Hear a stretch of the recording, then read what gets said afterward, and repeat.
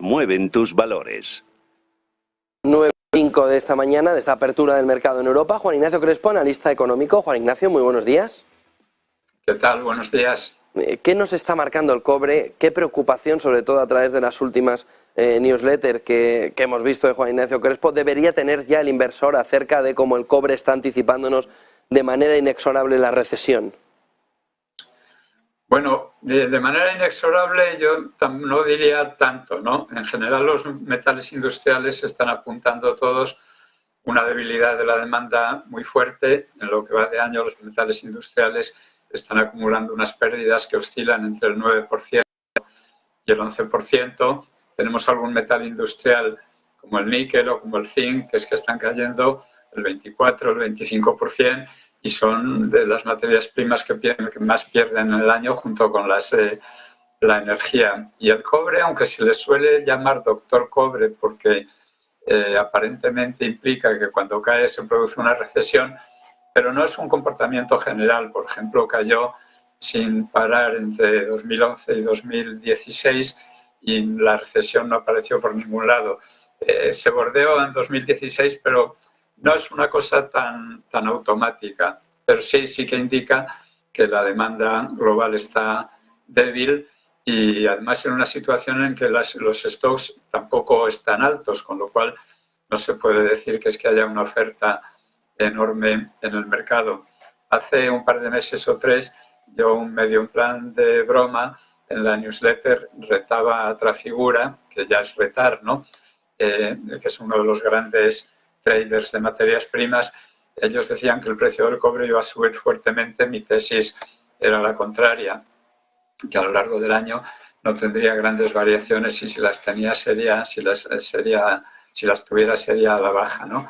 Y por ahora están siendo a la baja y tampoco es sorprendente dado los datos que vienen de China y en general de la economía global, ¿no? De China hemos sabido hoy que el PMI oficial manufacturero ha bajado en el mes de mayo. Todo apunta un poco un panorama recesivo, pero ya sabemos que tenemos muchos indicios de ese panorama recesivo, pero la recesión no acaba de producirse, bueno, pues porque se ha partido de unos tipos de interés cero y muchas de las empresas y también los gobiernos, creo que lo comentábamos la última vez, pues tienen ahí un colchón de deuda contratada a tipos bajísimos y por lo tanto el impacto sobre sus cuentas de resultados de subidas de tipos de interés como las que se han producido en Europa y en Estados Unidos, pues el impacto está siendo relativamente pequeño.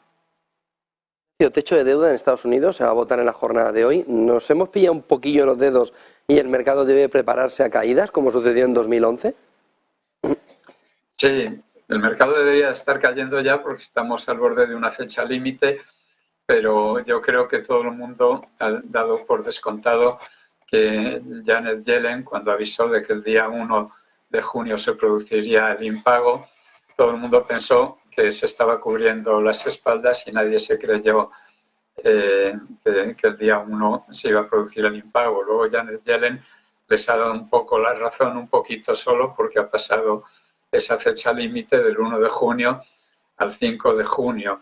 En el último dato que hay de la cuenta general del Tesoro disponible y del dinero que tiene allí el Tesoro en esa cuenta que mantiene la Reserva Federal, pues el dato es que han dado entre los 50.000 y los 60.000 millones de dólares, que es poco para un país como Estados Unidos, pero que sigue siendo suficiente para un ritmo de pagos normal. Si consiguieran llegar hasta el 15 de junio, pues ya entrarán el cobro de impuestos, de los impuestos que se pagan en junio en Estados Unidos, con lo cual esa fecha límite ya se nos iría a julio, agosto y puede que incluso a septiembre. Entonces yo creo que esa es la razón por la que el mercado no se ha terminado de tomar en serio que estuviera tan cerca la amenaza de impago y que por eso las bolsas no han estado cayendo como deberían si nos hubiéramos creído las fechas de Janet Yellen. Eso no quita para que pueda producirse una caída pronto y las bajadas de hoy en Hong Kong tan fuertes, superiores al 2% y en general todas las bolsas asiáticas y las dudas de ayer en la bolsa americana pues pueden estar conduciéndonos a eso. Hay una fotografía también que nos apareció ayer en Europa, algo extraña para el inversor, sobre la alerta del Banco Central Europeo diciendo que la banca en la sombra ha cruzado un umbral que ya no se puede ignorar, que es muy complicado. Dice el Banco Central Europeo, dice que unos pocos bancos acumulan casi toda la exposición a esas instituciones, que los bancos están conectados con las NBFI a través de varios canales y que el mayor es la liquidez de esas NBFI que mantienen con los bancos convencionales, y avisa de que hay que intentar cambiar sobre todo la regulación sobre los no bancos, esa banca en la sombra, porque la alerta ahora mismo es que puede generar desestabilización en el sistema financiero. ¿Nos puede explicar qué es lo que está diciendo el Banco Central Europeo y qué puede haber detrás de esa alerta del BCE? Porque una parte del inversor no entiende mucho lo que ayer quiso decir sin decir el Banco Central Europeo. Pues no he leído la nota del Banco Central Europeo, con lo cual no puedo bajar al detalle, pero a mí me suena a algo que se viene produciendo desde hace, 30, 35 años, ¿no?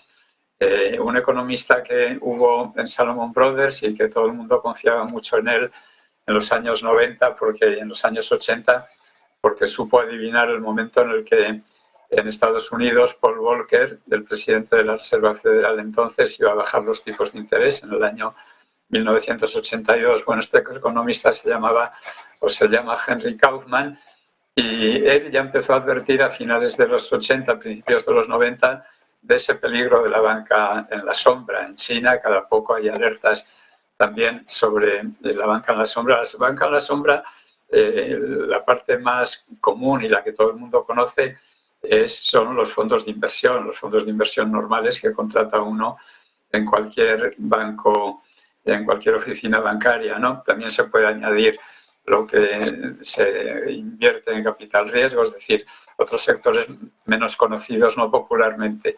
Entonces, siempre hay un pánico, siempre hay miedo a que se pueda producir un pánico del estilo de pánicos bancarios, solo que en vez de llevarse los depósitos de los bancos, pues dando órdenes de venta en los fondos de inversión, lo que puede llevar o podría llevar a hundimiento de las cotizaciones tanto en bolsa como en los mercados de renta fija. Pero esa es una advertencia como la de que viene el lobo, que se ha hecho una y otra vez desde hace 35 años y que nunca se ha llegado a producir, ni siquiera en momentos de crisis tan fuertes como la gran crisis financiera. Y hay un pequeño indicio en los fondos monetarios americanos que tenían comprometido que su valor nunca caería por debajo de $1 la participación, y tuvo que intervenir el Estado para reflotar un poco esa cotización que se puso por debajo de $1, pero no estuvo la crisis ni de lejos centrada en esos